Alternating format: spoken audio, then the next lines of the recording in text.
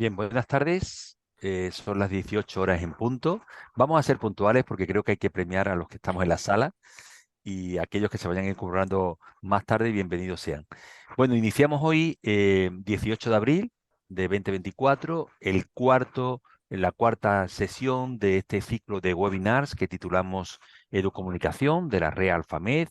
Es un gusto saludar a todo el mundo que está con nosotros y los que se van a ir incorporando poco a poco. La verdad es que en las sesiones anteriores hemos tenido un número bastante sustantivo de investigadores que nos han acompañado, pero también de una altísima representación de países, ¿eh? Ya estoy viendo gente de Chile, de México, por supuesto, del Perú, que va a ser hoy el país estrella, de diferentes sitios. No puedo ahora citar toda la gente que nos acompaña, pero estoy seguro que estaremos una altísima representatividad de esta red y de los invitados, que serán todos bienvenidos, en este ciclo que preparamos, el Congreso de Alfamed, el séptimo, que celebraremos en San José de Costa Rica el próximo mes de octubre.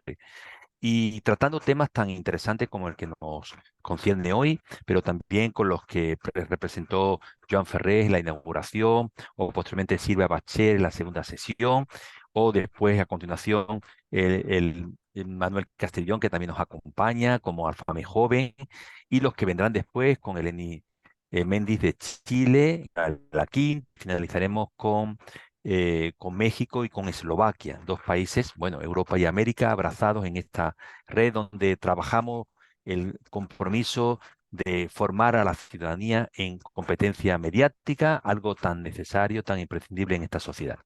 Bien, simplemente saludar a todo el mundo. Voy a pasar la palabra a mi colega Paula Renés, que como coordinadora del ciclo junto con Patricia de Casas van a presentar a los dos insignes presentadores que tenemos hoy.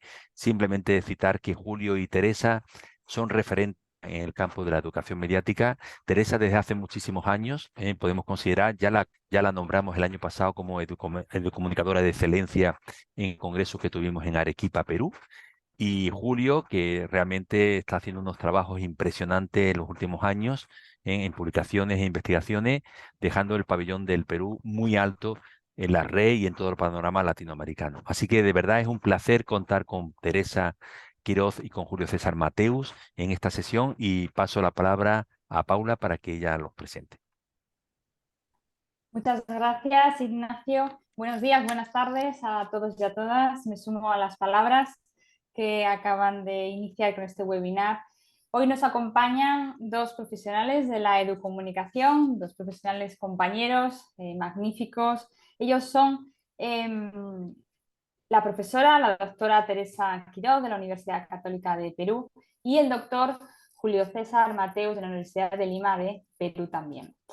Van a presentar el webinar Competencia Mediática para identificar noticias falsas.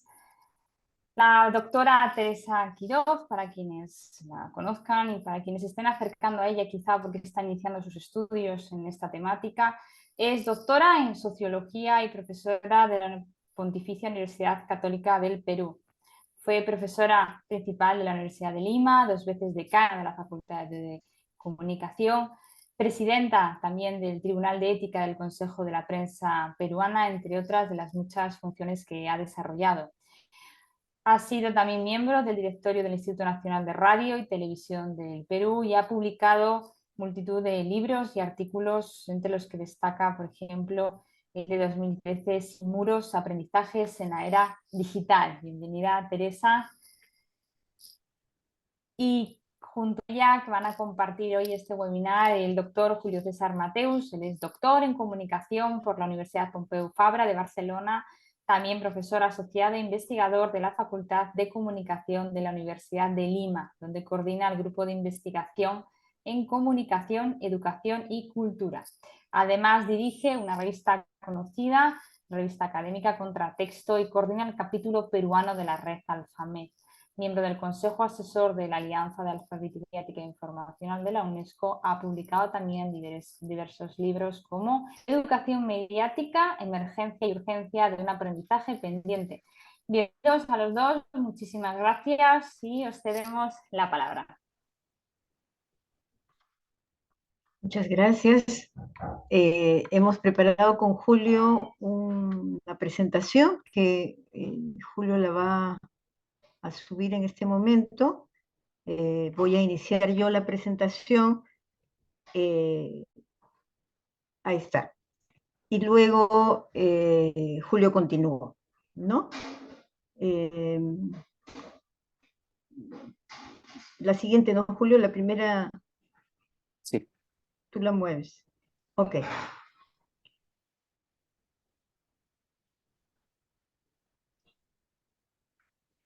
Yo he querido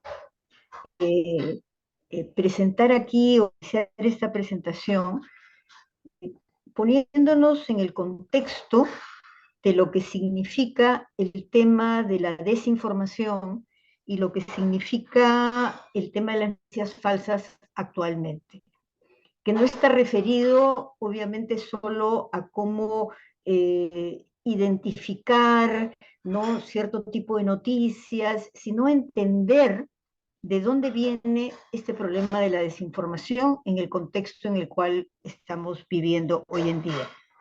Entonces, yo me planteé algunas preguntas antes de iniciar y era, bueno, ¿a quién nos estamos dirigiendo cuando pensamos en la desinformación? Eh, y yo creo que nos estamos refiriendo, indudablemente, en el caso de la AMI, nos estamos refiriendo a los niños, a los adolescentes, a los jóvenes, a los profesores y a las familias. Todos ellos, ¿no?, están sujetos a estos procesos de desinformación o a esta desinformación que vivimos actualmente. Luego Julio va a desarrollar de manera precisa qué temas, qué tipos de desinformación hay, ¿no? Pero yo quería poner el énfasis, para empezar, en entender qué está pasando con la circulación del conocimiento en nuestras sociedades. ¿Cómo circula el conocimiento? ¿Quiénes son los responsables de esta producción de conocimiento? ¿Qué es lo que está planteándose con las inteligencias artificiales? Pero voy a empezar señalando cuál es la narrativa dominante que existe hoy en día. Y en ese sentido, vamos a entender que desde el siglo XIX y con mucho más fuerza en la sociedad digital, se impone una narrativa que podríamos llamar dominante, es decir, ¿quiénes son los que dicen y hablan sobre las cosas? Podríamos luego, voy a hacer un comentario sobre lo que está pasando con la narrativa dominante a propósito de Israel, a propósito de todo el tema de lo que ocurre en este conflicto, en este momento, pero yo creo que hay que ser muy conscientes de cómo esa narrativa dominante se va imponiendo y cómo las grandes empresas o las empresas líderes, llámese Google, Facebook, Amazon o sus equivalentes en China, construyen un discurso que es la narrativa que se impone, además con una serie de recursos como son las plataformas virtuales y otros. En ese sentido, la narrativa dominante es la de la innovación empresarial. Y uno podría preguntarse, ¿quién tiene el monopolio sobre el conocimiento científico? Pensando un poco en nuestras universidades y pensando un poco en lo que sucede en materia del conocimiento. Y vamos a ver que si bien hay esfuerzos muy importantes del Estado por producir conocimiento y de las universidades por producir conocimiento, sin embargo, quienes se han impuesto en este momento son las empresas y es el sentido empresarial de ese conocimiento.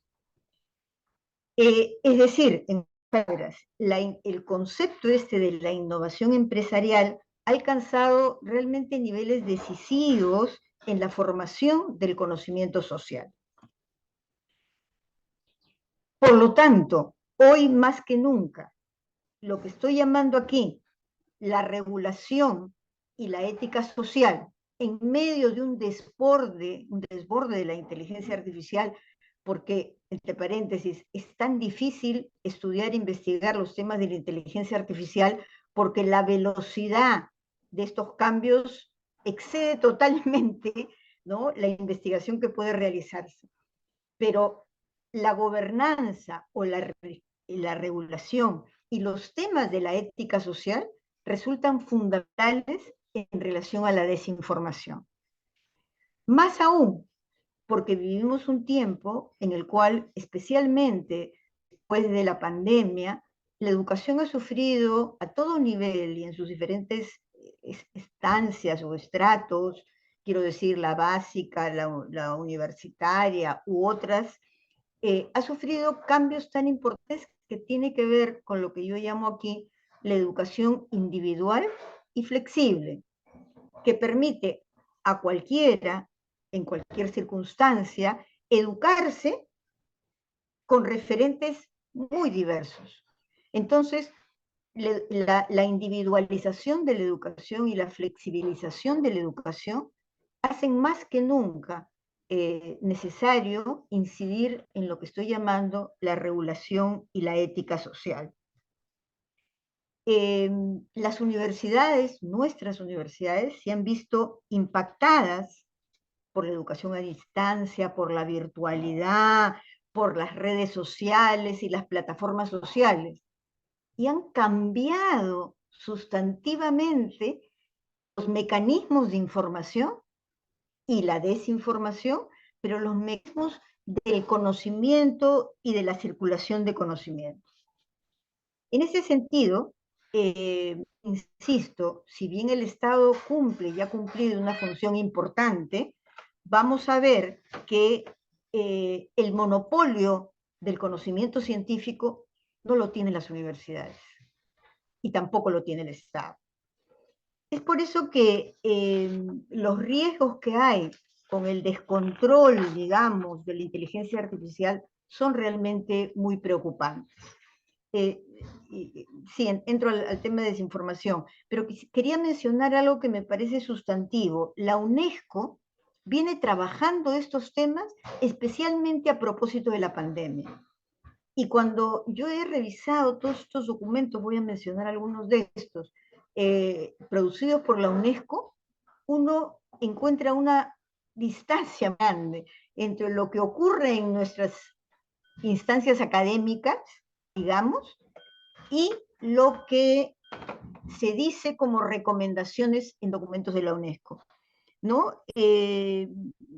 Por ejemplo, documentos como Reimaginar juntos nuestros futuros, un nuevo pacto para la educación, este es del 2022, Sociedad digital, brechas y retos para la inclusión digital en América Latina y el Caribe, consenso de Beijing sobre la inteligencia artificial y la educación, plantean realmente retos muy importantes a lo que es la educación.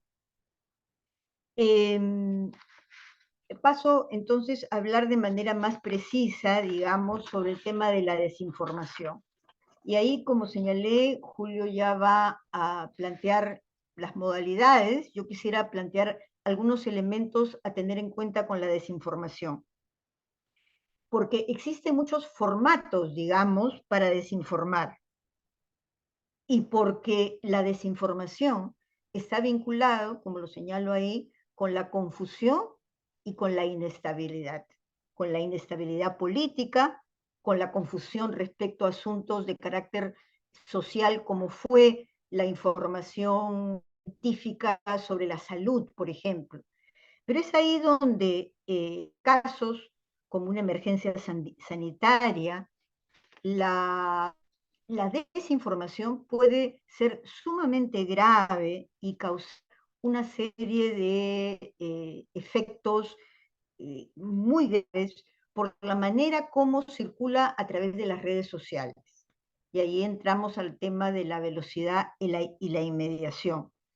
Pero antes que eso quería señalar, el tema de la desinformación tampoco puede verse como un asunto unitario, porque la desinformación varía sustancialmente de acuerdo a los a las personas, a los sujetos y a las condiciones sociales y económicas y también culturales desde la cual los sujetos más vulnerables y menos vulnerables acceden a la información. Esta vulnerabilidad de los más vulnerables es un asunto fundamental a tener en cuenta cuando planteamos los caminos de la ética social y de la regulación, porque son estos sectores vulnerables los que están más sujetos a esta información inmediata, rápida, en la cual no hay constatación de hechos. Definitivamente, por ejemplo, uno de los temas que afecta los procesos de información es la manera como las personas, que lo positivo está en que hoy día cualquier persona puede ser un sujeto informativo, pero la rapidez con la cual esto se comparte genera gran confusión. Por eso es que la velocidad y la inmediatez se convierten en una amenaza nueva, porque a través de las redes sociales se va construyendo un tipo de información que puede no acabarse en ningún momento y que realmente connota una información falsa. Pero eso tiene que ver también con quienes producen la información, y son los periodistas o los medios periodísticos que ofrecen información no confirmada y no verificada. Es decir, hay una responsabilidad, y ahí viene lo que señalaba como la necesidad de tener algún tipo de regulación, porque el periodismo asume con muy poca responsabilidad la difusión de la información. Y luego los ciudadanos, al mismo tiempo, difunden esta información que no es adecuada porque no tienen los mecanismos para confrontar los datos. Quiero hablar que el otro elemento que a mí me parece fundamental es lo que vamos a llamar los algoritmos y las comunidades autorreferenciadas. Es decir, hoy en día cada persona se informa a través de sus grupos de referencia. Se informa a través de las personas que son sus amigos, sus pares, las personas que están relacionadas con ellos, que tienen puntos de vista parecidos. Entonces, el punto de vista de la información que hoy día manejamos es sumamente limitada a los nuestros, lo cual está planteando cómo Internet y todo lo que viene luego fue cambiando sustancialmente. Mientras Internet fue la ilusión de la democracia, poco a poco se convierte en un campo donde los extremos de las diferencias son realmente muy importantes. Entonces, quisiera terminar señalando algo que leí hace un par de días, ¿no? Hace un par de días sale aquí en el Perú un artículo de una estudiosa, politóloga, o antropóloga, creo que también, en el diario La República, esta es historiadora, Cecilia Méndez, que trabaja en la Universidad de California, en Santa Bárbara, y señala lo siguiente como ejemplo, ¿no? Para ver cómo los medios cumplen ahí una función que puede llegar a ser perversa. Entonces ella dice lo siguiente, a propósito del exterminio de palestinos por parte de Israel, dice que para ella, como académica, después del 7 de octubre, cambian totalmente las cosas, pero cambia además la forma como ella enseña la historia. ¿Por qué? Porque, por ejemplo, ¿no? Y menciona, el New York Times bloquea sistemáticamente la desinformación del gobierno de Netanyahu. La prensa, señala la prensa liberal estadounidense, que defendió la democracia, la amenaza de Trump, hoy exculpa a Netanyahu después de 33.000 muertos. Entonces, lo que está planteando ella, y con esto termino, es algo que a mí me parece fundamental, y es que tenemos que entender los procesos de la desinformación como procesos que van más allá de una relación inmediata a través de las redes sociales, sino que nos corresponde como académicos entender cómo se está produciendo, procesando y reproduciendo el conocimiento social en nuestras sociedades. Bueno, me quedo hasta aquí para dar la palabra a Julio. Gracias. Muchas gracias, Teresa. Un gran gusto y un honor muy alto estar sucediéndote en la palabra. Como todos saben, tú eres mi gran maestra, entonces me siento súper honrado de compartir un cartel contigo y de ver a tantos otros maestros aquí conectados. Efectivamente, Teresa ha sentado las bases del eh, contexto global en el que surge esta nueva versión de lo que llamamos desinformación, que como todos en la sala sabemos es un fenómeno harto antiguo, nada nuevo. Quizá lo nuevo que tiene está en los dispositivos digitales que facilitan la velocidad con que los procesos de desinformación y las dinámicas de desinformación ocurren. Pero más allá de eso, digamos que uno puede leer textos de hace 100 años o 200 años y encontrar allí que la desinformación seguía siendo o venía siendo un grave problema social. Ahora, evidentemente, hay nuevos actores como las inteligencias artificiales que evidentemente hacen que el proceso de desinformación sea mucho más complejo, porque son actores no humanos que están dentro del ecosistema informativo.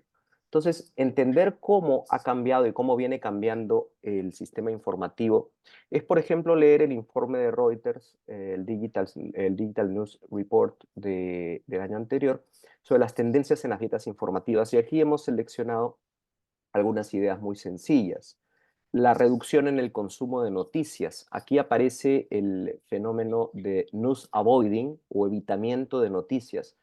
Eh, Fenómeno del que yo soy tributario. Yo desde hace un par de años, por temas de salud mental, he decidido que el flujo de noticias que recibo sea absolutamente selectivo. Tengo mis 3 o 4 fuentes prioritarias e intento que ese consumo no sea constante porque de lo contrario genera esta infoxicación de la que tanto se ha hablado y de la que tantas patologías digitales también empiezan a diagnosticarse. Entonces hay un fenómeno de voluntad de dejar de recibir información o dejar de recibir noticias, lo cual también puede ser muy peligroso porque el filtro de esas noticias termina siendo un sesgo, una creencia, y al final uno termina informándose de aquellas cosas que quiere informarse, en las que ella cree, ¿no? Entonces termina siendo esto un sesgo de confirmación muy complejo.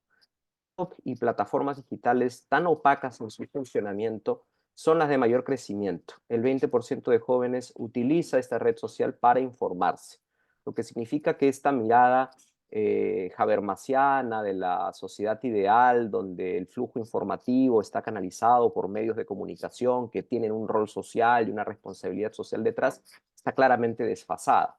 Entonces nos estamos enfrentando a nuevos actores, a nuevos fenómenos. La idea de que los usuarios prefieran famosos o influencers sobre periodistas o medios es un fenómeno que ya se viene investigando y que resulta súper interesante. Entonces uno sigue a un influencer que da consejos sobre cómo uno debe comer, ¿no? Cuáles son las pautas de nutrición, sin preguntarse si la persona está diciéndolo con conocimiento de causa, si está basado en ciencia, si está basado en evidencia, o si tiene alguna preparación científica para decir lo que dice. Entonces aquí hay una bandera importante de alerta y al mismo tiempo una ventana de oportunidad para la educación mediática. Por otro lado, otro fenómeno interesante es el del modelo de pago, ¿no? Los medios de comunicación, los media outlets tradicionales, los grandes medios, habían apostado porque el modelo de suscripción podía funcionar como una manera de financiar, ¿cierto? De manera cooperativista, si se quiere, un medio informativo antes que la publicidad, que ya generaba sus propios vicios. Lo cierto es que este es un modelo que está en entredicho porque parece no funcionar tan bien. Y otro tema que me parece preocupante del informe, 56% de encuestados preocupados por la incapacidad declarada o autopercibida de distinguir noticias reales de falsas en Internet, temas del que todos somos absolutamente víctimas, incluso los que trabajamos, investigamos en este asunto. Entonces aquí hay tres conceptos con los que se puede uno encontrar en la literatura: el concepto de información errónea, que viene del inglés misinformation, que tiene que ver con una cantidad de información que se comparte de forma inadvertida, pero sin intención. Es decir, uno recibe una información de un familiar por WhatsApp que no tuvo ninguna intención negativa de desinformarnos, pero que la compartió porque sintió que era importante que nosotros estemos al tanto. Entonces hay mucho de esto, ¿no? Mucho de desinformación que tiene que ver con un descuido, si se quiere. Pero luego hay esto que se llama información dañina o malinformation, y sobre todo desinformación o disinformation, que es información, según la Comisión Europea, verificablemente falsa o engañosa, que se produce con fines ideológicos, de lucro, comerciales, para engañar deliberadamente a la población. Y esto puede causar un perjuicio público, porque al anterior de la información errónea, que era algo con lo que convivimos siempre, ya tener actores que están buscando la forma de engañarnos nos genera de nuevo una sensación de incertidumbre y una desilusión también sobre el poder de los medios, que es lo que comentaba Teresa hace un momento. Entonces, ¿qué estrategias se están desarrollando y sobre qué hay evidencia? Me estoy basando en un informe que los invito a leer si es que les resulta interesante, porque clasifica una serie de contramedidas o de medidas de intervención para mitigar la desinformación digital. Entonces, se habla, por ejemplo, de política de publicidad, ¿no? Las plataformas, recuerden la cara de Mark Zuckerberg, que ya de por sí tiene una cara difícil de decodificar, frente al Congreso, ¿no?, de los Estados Unidos. Los senadores le preguntan: ¿usted, señor Zuckerberg, es consciente de que su plataforma, y esto a causa de que ex trabajadores de estas grandes plataformas e investigadores han empezado a revelar lo que ya intuíamos, ¿no? Es decir, que estas plataformas tienen conocimiento de causa y tienen evidencia científica de mucho daño, de la distorsión que están generando en el ecosistema informativo? Entonces le preguntan: ¿usted es consciente de si las personas tienen capacidades críticas para poder distinguir la información? ¿Su plataforma está haciendo algo al respecto? Entonces empiezan a haber algunas respuestas institucionales que pueden resultar o no interesantes. Lo vamos, por ejemplo, el de la política de publicidad. Ahora hay que advertir, cosa que ya ocurría en los medios de comunicación antaño, ¿no? Cuando era un publireportaje o una información pagada, había legislación que te exigía una advertencia de ese tipo, para que uno no se confunda tan fácilmente entre la noticia y la publicidad. Eso de alguna manera dejó de advertirse con facilidad, y ahora las plataformas digitales han vuelto a incorporarlo. Luego hay este proceso de etiquetado de contenido. Muchas instituciones oficiales, organizaciones, hacen esto de que se llama fact-checking, y que a mí me parece, esto es una opinión personal para discutir, hiper ridículo que los medios de comunicación periodísticos hayan adoptado también el fact-checking como si fuera un valor adicional de su trabajo, ¿no? Yo recuerdo haber estudiado en periodismo que eso era parte de la labor periodística de toda la vida, pero ahora los medios dicen: tenemos además una unidad de fact-checking, lo cual me parece harto discutible, y nosotros lo agradecemos, ¿no? Y creo que ahí hay un serio problema. Pero el que lo hagan instituciones oficiales desde cuentas oficiales sí puede generar sí puede ser interesante, importante y necesario, ¿no? El que aparezca un Ministerio de Educación desmintiendo un bulo o aclarando una información, lo cual genera, desde el punto de vista de la comunicación corporativa y la comunicación institucional, un nivel de profesionalización y de rapidez en sus respuestas mucho más alto. Luego hay esto, moderación de cuentas y contenidos. O sea, claro, aquí vemos el nombre de Donald Trump, a quien, cuya cuenta fue suspendida, ¿no es cierto?, por el antes llamado Twitter o llamado X. Y claro, independientemente de las simpatías o antipatías ideológicas que pueda uno o no tener, eh, esto pone en debate el hecho de quién tiene la jurisdicción sobre la verdad y sobre la posibilidad de expresar, ¿no? Porque aquí ya estamos yendo a un plano donde las plataformas que son privadas son las que dictaminan quién tiene o no posibilidad de expresar en qué términos. Por supuesto que el ejemplo es malo, porque Trump es una persona que divulgaba este, errada o información incorrecta a propósito, o sea, pertenecía a este concepto de disinformation del que habíamos hablado hace un momento. Pero sí pone en cuestión el asunto de las garantías, ¿no? De las garantías de expresión, de las garantías de opinión. Y las plataformas parecen estar tomándose atribución como parte de su modelo de gestión de calidad y de garantía de contenidos. Luego hay esta opción del reporte de contenido. No sé si lo han visto en Twitter, X, ¿no?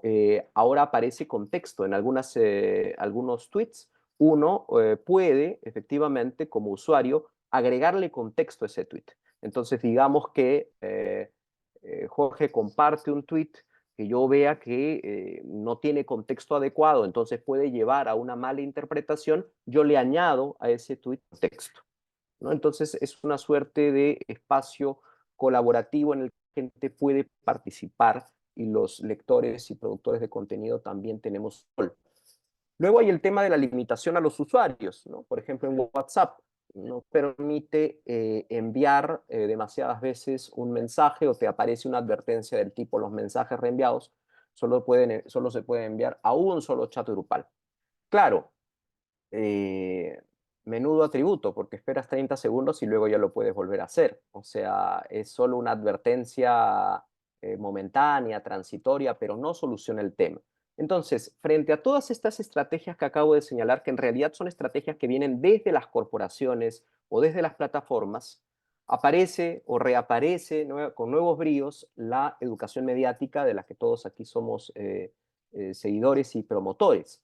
Aparece como la única esperanza de generar capacidades críticas en los ciudadanos a niveles formales o informales.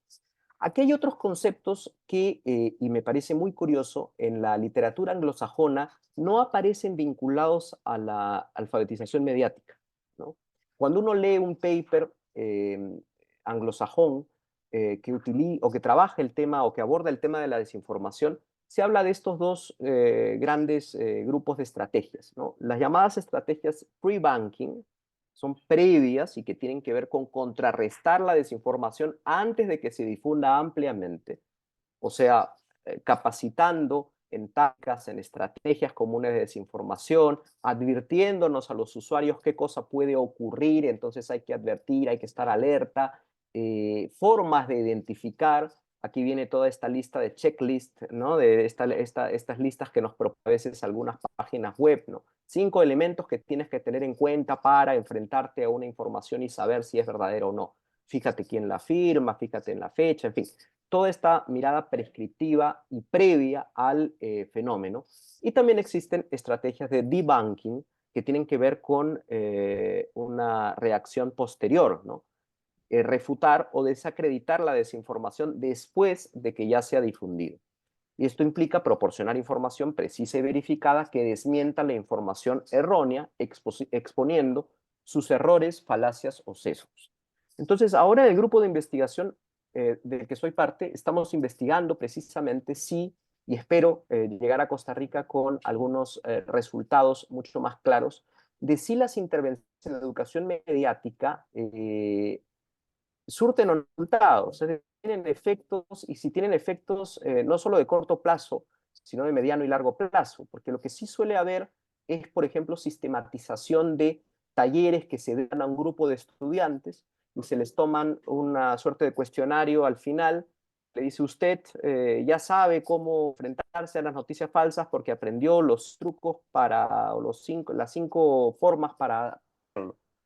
Entonces hay que ver, y ahí falta muchísima investigación, sobre todo en la región latinoamericana. En España ya empieza a haber algo de esto, pero hay mucha reflexión, hay mucho editorialismo, hay mucho ensayo, hay mucho trabajo conceptual y teórico que es muy importante, pero hay un desfase en la producción de evidencia empírica y esto lo dicen muchos trabajos. Lo que me parecía curioso es que en los papers anglosajones, tanto la idea de pre-banking y debunking no necesariamente están vinculados a lo que llaman media literacy.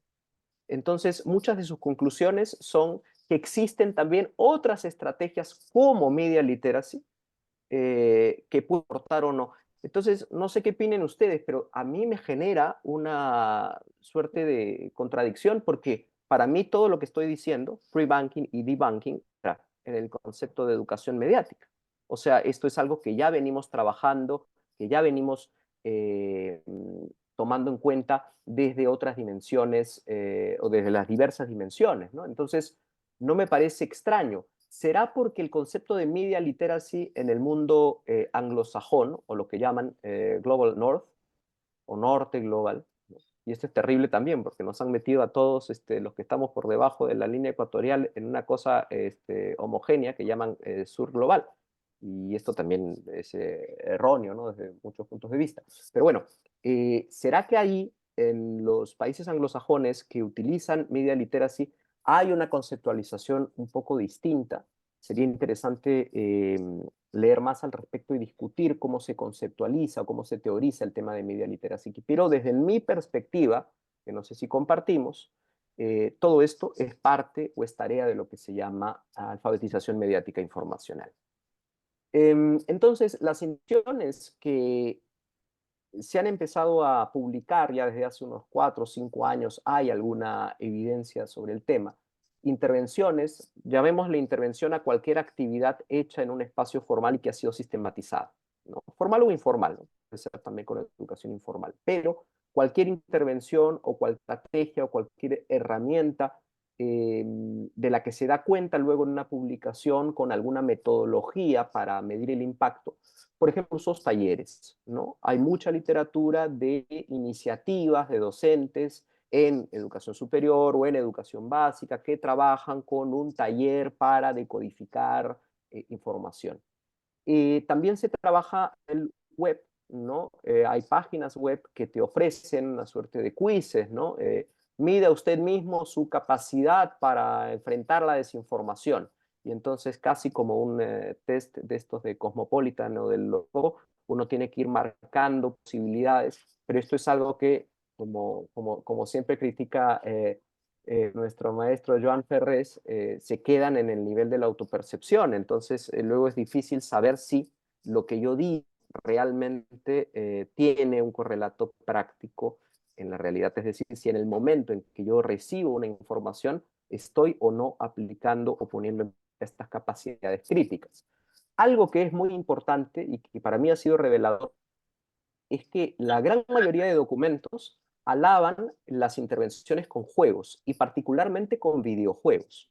O sea, parece ser que la evidencia mayor positiva, el impacto más positivo que se viene sistematizando está en el uso de videojuegos, de juegos de rol, lo cual es interesante y ahora presentaré un par de ejemplos, porque ya estamos con el tiempo casi justo. Tomaré unos 5 minutos adicional si les parece. Y recursos visuales, ¿no? Infografías, ¿no? 5 ideas para tener en cuenta, videos, etc. Entonces yo luego compartiré con mucho gusto esta presentación que hemos preparado con Teresa, porque aquí ponemos algunos ejemplos de papers que son interesantes, por ejemplo en Brasil. Hay un concepto que nosotros no utilizamos tanto, por lo menos yo no he leído mucho en Iberoamérica, pero que sí es muy frecuente en la literatura anglosajona, lo que llaman inoculation o inoculación, que tiene que ver con las estrategias estas pre-banking. Es decir, inocular el virus de la desinformación a la persona en volúmenes pequeños, de manera que puedan ir desarrollando anticuerpos. Entonces yo voy dándote información falsa y al mismo tiempo educándote sobre cómo decodificar o cómo atender esa desinformación. Entonces aquí hay un artículo que me pareció muy interesante que ofrece evidencia empírica desde Brasil, como en diversas intervenciones hechas con WhatsApp, por ejemplo, el hecho de entregarle a la gente capacidades o conocimientos básicos ya genera un punto a favor para combatir la desinformación. Este es otro artículo que también me pareció súper interesante porque atañe a lo que comentaba hace un momento, esta respuesta institucional desde las plataformas de poner en un mensaje reenviado muchas veces. No todos hemos recibido mensajes que dice reenviado muchas veces, y uno podría pensar que el reenviado muchas veces es una advertencia suficiente para subir el nivel de alerta sobre la calidad informativa de ese mensaje. Y aquí lo que concluyen desde la comunicación política es que no tiene ese nivel de impacto positivo y que más bien hay otro tipo de herramientas o estrategias que funcionan mejor. Es decir, que el hecho de poner reenviado muchas veces no impide que las personas sigan viralizando o sigan confiando en ese mensaje. Luego lo que decía, videojuegos. Sobre esto hay muchísimo y si les interesa los invito a revisar este paper en particular, que es visión sistemática de literatura específicamente basada en videojuegos. Y hay videojuegos bien interesantes, pero son juegos que uno mira en su funcionamiento y son bastante sencillos. Típicos videojuegos de toma de decisión, ¿no? Donde tú tienes que enfrentarte a una situación en la que tienes que decidir si compartir o no compartir, si hacer clic o no hacer clic. Mientras que existen también otro tipo de videojuegos, como por ejemplo el de Infodemic, que está desarrollando la asociación A mí no me la hacen en el Perú, que tienen una capa de complejidad mayor, porque ya no se trata solo de responder a preguntas de sí o no o de multiple choice, de opción múltiple, sino que te ponen como primera persona en el personaje de un periodista que ha trabajado antes en un blog y que es contratado por un medio de comunicación grande. Entonces tiene que efectivamente tomar una serie de decisiones, pero hay una serie de complejidades mayores, porque por ejemplo puedes recibir el correo electrónico del dueño de ese periódico diciendo que por si acaso el periódico tiene una relación antigua con ese partido político, entonces es mejor no entrar por allí.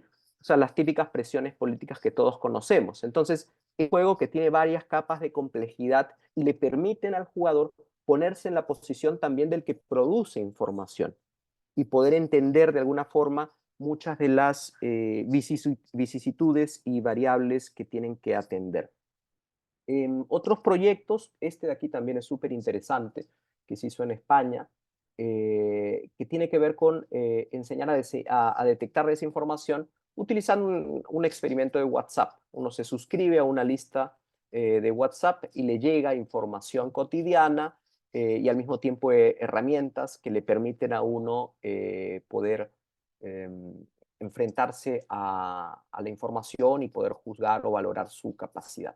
Entonces, yo he querido aquí simplemente reseñar algunas de las intervenciones interesantes que me parece que se están dando, pero no quería terminar sin proponer 4 preguntas que conversábamos con Teresa, pueden ser interesantes, sobre todo para dejar una agenda de investigación, porque como dije hace un momento, hay una necesidad imperativa de producir mayor evidencia científica.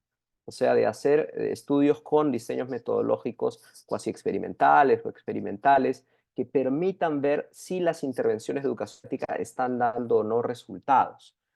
Una de las preguntas tiene que ver si el hecho de jugar con recetas, es decir, yo llegue a un taller con personas y les diga, aquí hay 4 cuestiones que pueden tomar en cuenta para mirar si la información funciona o no, es un desarrollador de capacidad crítica o al tratarse de una mirada súper prescriptiva, más bien desconfía de la capacidad crítica o de la actitud crítica de las personas, porque yo ya te doy las recetas, tú solamente tienes que seguir los pasos 1, 2, 3 y 4. Entonces se discute o se debate si esto es bueno o no en ese sentido. Pero esto es como cualquier medicina, ¿no? Que puede ser buena para una cosa y muy mala para otra al mismo tiempo. Entonces es un debate interesante para tener en cuenta. Luego también algunos autores discuten de si esta mirada sobre la duda, porque a veces los que trabajamos en educación mediática decimos hay que instalar la duda, ¿no? Que las personas duden, cuestionen. Pero entonces algunos autores dicen, cuidado que esa duda en exceso puede llevarnos más bien al cinismo, porque nos lleva a un nivel en el que yo dudo absolutamente de todo, ya no creo en nada, no creo en las noticias, y entonces me encierro de manera involuntaria quizá, o inconsciente más bien, en una burbuja informativa propia. Otra pregunta que me parece interesante es si seguimos trabajando con una premisa de autoridad y legitimidad actualizada. Yo creería que no, porque leyendo la introducción de casi todos los trabajos que hemos revisado, hasta ahora estamos haciendo una revisión de literatura y vamos con 80 papers, todos empiezan con una introducción de un mundo mágico habermasiano, donde los medios de comunicación antes eran espacios de deliberación con un rol social en la verdad y que las ágoras. ¿Realmente es así? ¿O tenemos que ser un poquito, no digo resignarnos en absoluto, pero sí un poco más realistas respecto de los nuevos regímenes informativos que nos están gobernando? Y una última cosa, que es también bien importante, es quién tiene la responsabilidad política para luchar contra la desinformación, porque aquí hay dos vertientes. Quienes dicen, son las plataformas, pues las plataformas son las que han causado el que se facilite la viralización de estas cadenas de desinformación, y hay quienes dicen, son los usuarios. Y hay quienes desde la educación mediática podemos decir no son excluyentes, son complementarios. Es decir, tiene que haber normatividad, tiene que haber reglamentación, tiene que haber sanción, pero al mismo tiempo tiene que haber desarrollo de capacidades, ¿no? Entonces, allí hay una serie de mecanismos que se vienen trabajando desde la Unión Europea, por ejemplo, que vinculan ambas miradas que, como digo, no son para nada excluyentes. Entonces, para no extenderme más, lo dejaría allí y quedamos con Tere atentos a sus comentarios.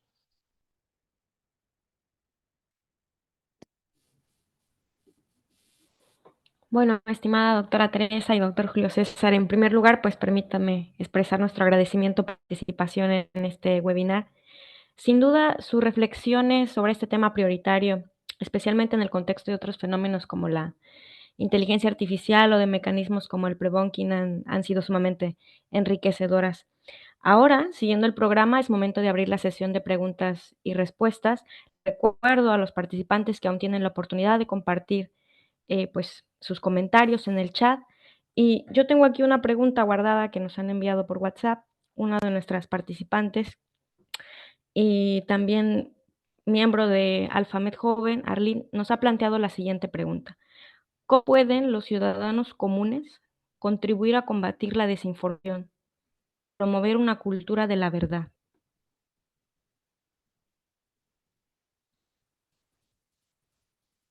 Tere, ¿quieres responder esa pregunta? Bueno, esta es una pregunta que todos nos planteamos porque todos quisiéramos tener un acercamiento a la verdad, y es en realidad bastante general, ¿no? Los ciudadanos somos muchos, ¿no? Todos trabajamos en diferentes instancias. Yo creo que esta lucha por la verdad es una de las cosas que está más presente ya cuando uno enfoca el tema del periodismo, por ejemplo, y se pregunta, bueno, ¿y qué será verdad y qué no será verdad? ¿Cómo saber lo que es la verdad? ¿O hay más de una verdad?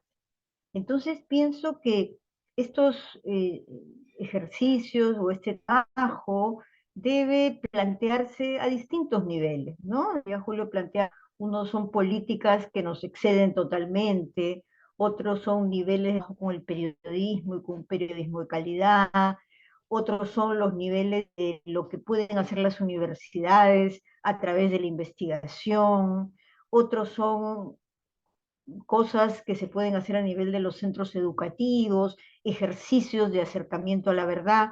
Entonces, hay muchas respuestas y muchas posibilidades, ¿no? Gracias, doctora Teresa. Doctor Julio, ¿tiene algún comentario sobre esta pregunta? No, simplemente agregar que creo que lo hacemos y lo decimos siempre, los educomunicadores, que somos todos los que profesamos esta no es una religión, pero en todo caso es un movimiento o un proceso. Nos convertimos en ese invitado a la cena navideña que nadie quiere escuchar porque empieza a cuestionar procesos que la gente toma de forma natural. Y en ese sentido, el que nosotros, por ejemplo, desde la investigación o desde nuestras aulas, empoderemos a los estudiantes para que sean esos invitados incómodos, creo que ya genera un rol positivo. Cuando en un grupo de WhatsApp, y también hay un par de papers interesantes sobre eso, basta que en un grupo de WhatsApp, por ejemplo, de padres y madres de familia, ¿no? Que son uno de los territorios más complicados y difíciles de vincular, alguien comparte información falsa, el solo hecho de que una sola persona ponga en cuestión esa información falsa ya genera sentido de educación mediática en ese grupo.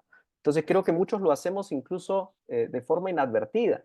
No es que tengamos que tener un título, una certificación, sino que convertirnos y en esa actitud crítica es fundamental para empezar en nuestros pequeños espacios a generar cambios. Muchas gracias, interesante. Me quedaré en esa expresión. ¿Cuál sería la mejor manera? Nos pregunta Edna. ¿Cada país crearía leyes y regularía estos medios? Eh, Hablar de regulación siempre es complicado, ¿no? Es muy complicado. En el Perú, el que utiliza la palabra regulación está como condenado realmente, ¿no?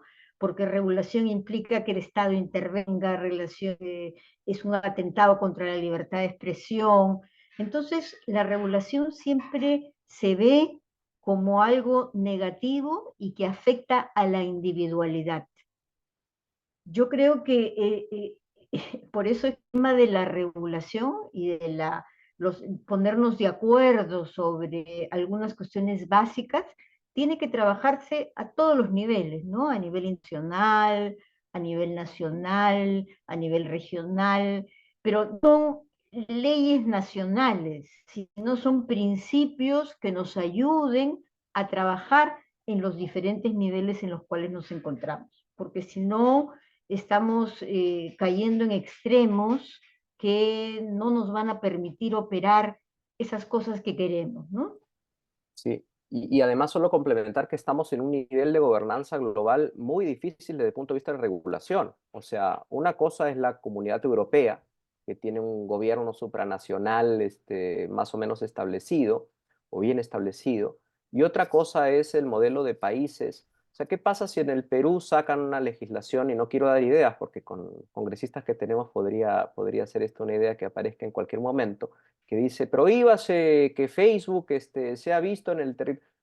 Es difícil o imposible. Ya ocurrió en Australia, ¿no? En Australia, cuando hubo este gran debate entre los medios de comunicación y Google News, que dijeron, Google News está usufructuando con nuestro trabajo porque, claro, lo que hace es indexar las noticias que nosotros producimos y no recibimos un pago de parte de la corporación de Google por esto.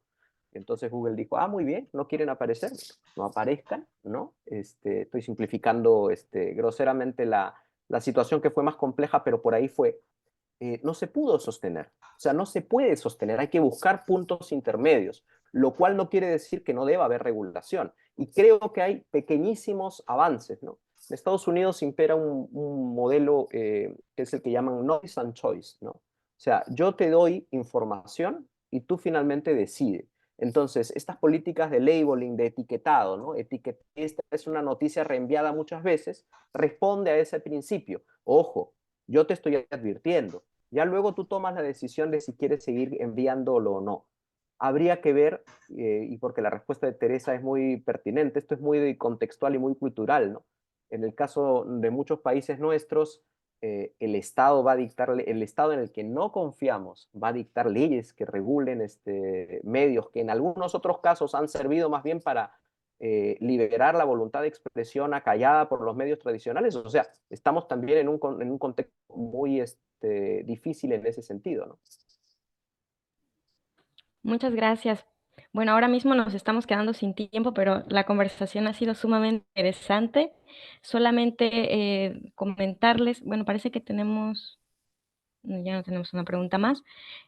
Bueno, no quería irnos sin decirles que la doctora Rayén desde Chile nos comparte una columna sobre la información en el caso de la crisis humanitaria en Gaza en el chat, así que bueno, para que lo tengan en cuenta. Y nuevamente expresar pues nuestra gratitud a nuestros distinguidos ponentes. Este binomio siempre es un gusto leerlo, escucharlo, y bueno, a toda la audiencia que nos ha acompañado en el día de hoy. Y ahora voy a cederle la palabra a la doctora Patricia de Casas, quien nos ofrecerá detalles importantes sobre el próximo congreso. Muchas gracias, doctora Teresa y doctor Julio César. Gracias, Lupe. Bueno, ante todo, me sumo a ese agradecimiento tanto a la doctora Teresa Quirós como a Julio César Mateu, que nos han dado luz a esos retos y oportunidades de la desinformación y la importancia de seguir trabajando en pro a una competencia mediática.